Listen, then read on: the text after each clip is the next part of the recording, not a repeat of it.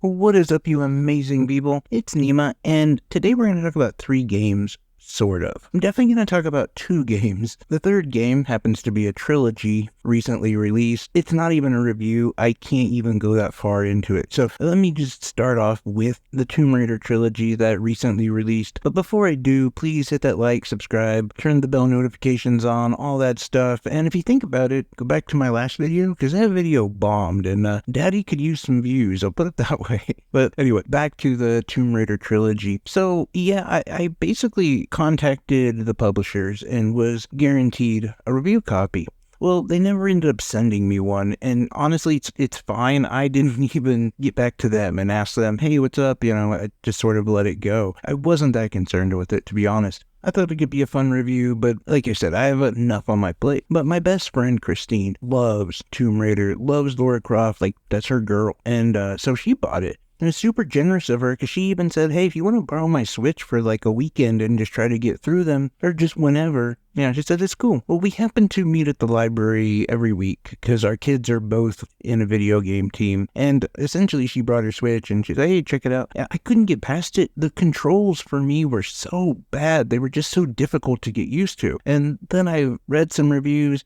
Adam Miller at the Elite Institute, he did a review. I'll link that in the description below. But everyone talked about the fact that mastering the controls was a big part of enjoying the game. And if you got into it, it was like very control heavy. Like if you can get the technique down, or if you can seem to work Laura with the camera and with the modern controls or with the tank controls, then you're going to enjoy it. And to be honest, I just didn't feel like going through all that. I don't know. I don't love the series that much. I've actually never played them before. So for me, it just wasn't worth it. And the only reason why I'm adding this is just so if anybody is like me and controls are so important and the tank controls are really annoying, they might think about checking it out without actually buying it. I know that sounds really difficult to do, but I wish they would release a demo. I think that's really important, because for me, the game was like unplayable. Now to a game that I have played, and that is Golfinite.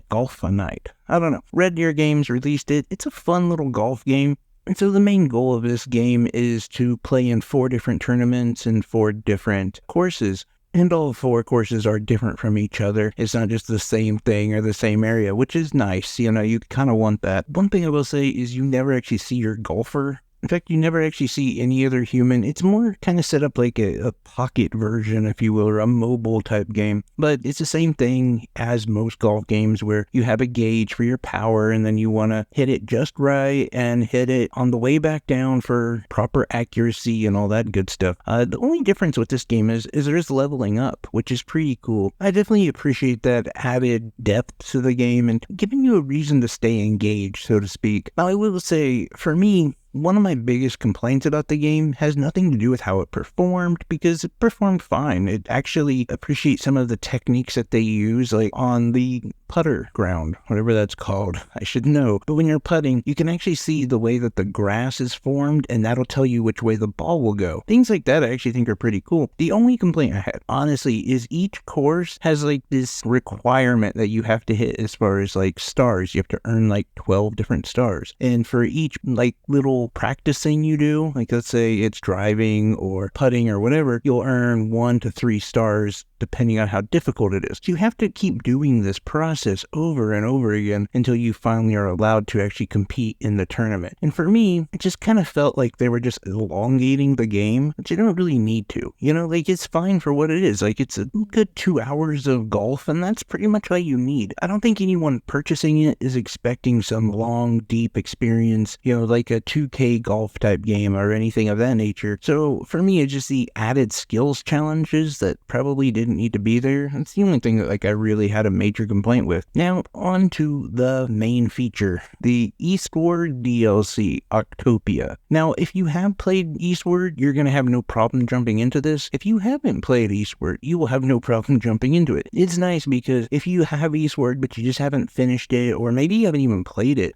you don't need to have done that to play the DLC. And it's cool because as soon as you get the DLC downloaded from the main screen, you can choose what to play. play Octopia or the main game. And I will say too, in a way, I don't believe that you're really supposed to have the knowledge of the main game in Octopia. The reason I say this is because there's a lot of characters that show up from the main game, but the main characters, Sam and John, they act like they don't know them. And they've never met them before. So this is obviously like an alternate world or something of that nature. And I love it. I absolutely love it because Eastward, for me, is on my Mount Rushmore of Switch games. Hell, maybe even the Mount Rushmore of just games in general. It's a masterpiece of a game. But throughout the entire game, if you don't know, and I'm not going to ruin anything for you, but I'm just going to say, you're constantly heading east because there's like a miasma chasing you. There is this soul-sucking, toxic cloud of death following you, and the game is very serious. It is very heavy, and you really do appreciate and enjoy these characters,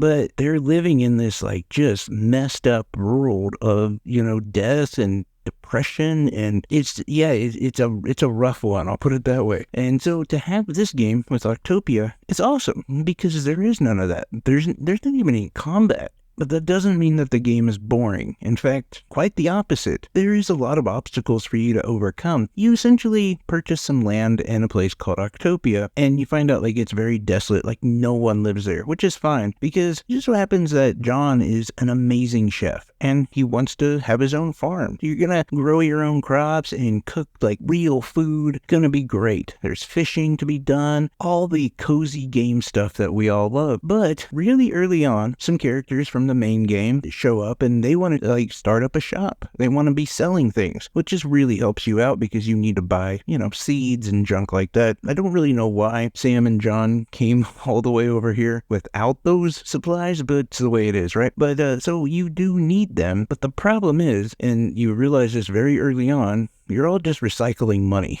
You need more people, and so they want to attract more individuals to come and move in, and so there's all these little obstacles that present themselves on your way to making Octopia this big, vibrant, economic gold mine of a city. And at the same time, it's like all about community and living off the land, and just very wholesome. It's a very wholesome game, but like in Eastward style, there is definitely some, let's just say, some mysteries that need to be solved, and at the same time, you're expanding your farm, you're expanding your skills, you're becoming a better chef, you're becoming a better farmer, a better fisherman, all of those things like we appreciate in a good cozy game. And I honestly would hold this game up to most cozy games. It's not as in-depth as like a Stardew Valley or the one where you're managing a graveyard. In fact, it's not nearly as long as either one of those either, and that's my only issue, is that it's relatively short. I would say, I don't know, maybe 8 to 10 hours or so, but it is only $5.99. Now, right now it's on sale, like as I speak, it's on sale, but I think it's only going to be on sale for like another 5-6 hours or something, but even that, the sale's like $1, so it doesn't really matter. But it's definitely worth it, especially if you have the game and you've experienced it. This DLC is like a breath of fresh air, and you're back in that wonderful world. Like, the thing is,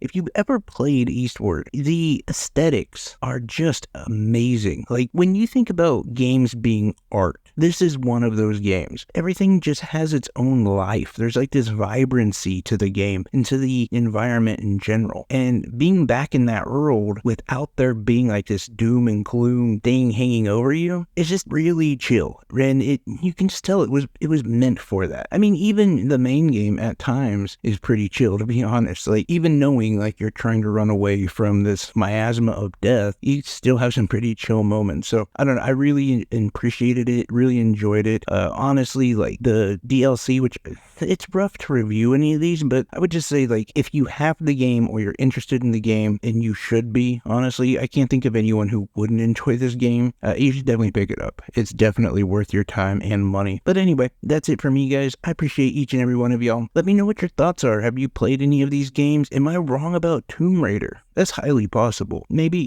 throw in there, hey, give it another shot. And I might just do that. Also, if you have any thoughts on this Nintendo Direct, currently there has been nothing mentioned about it. We'll find out if it shadow drops when this video uploads, actually. And but yeah, let me know what your thoughts are if it did. Anything and everything. I love hearing from you guys. I appreciate each and every one of you.